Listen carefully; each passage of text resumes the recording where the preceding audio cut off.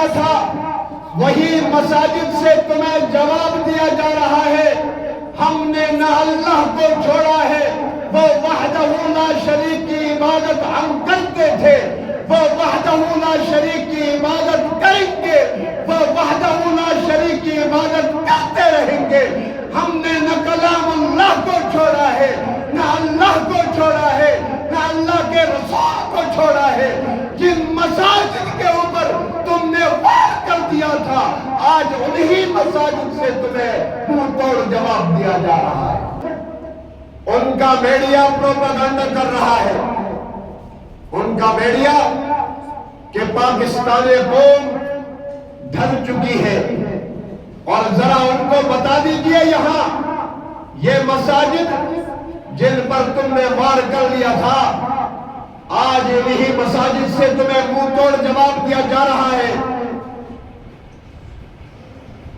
ہم اللہ کے ماننے والے ہیں، ہم گائے کے پجاری، ہم گائے کے پجاری، ہم وار ہم ایسے کر لیں گے، فَضْرِبُوا فَوْقَ الْأَعْنَاقِ وَاضْرِبُوا مِنْهُمْ كُلَّ بَنَانٍ۔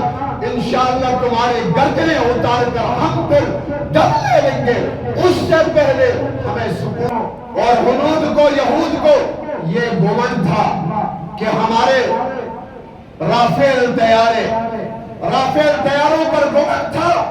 اللہ تعالیٰ نے وہ رافیل طیارے زمین پاس کر کے ان کو بتا دیا کہ مسلمانوں کا مقابلہ تم نہیں کر سکتے، تمہارا گمن رافیل طیارے پر ہے اور مسلمانوں کی نظر اپنے رب پر۔ پاکستان کے بچہ پاکستان کی سرزمین کے لیے کٹ مرنے کے لیے تیار ہے۔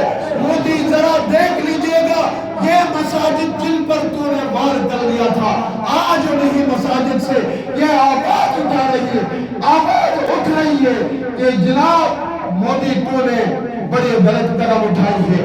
اگر آپ انسان ہوتے تو پاکستان کے باسیوں کو نہیں للکارتے، یہ غیرت مند اور جرت مند قوم کو تو نے للکارا ہے۔ اب اس کا اختتام بھی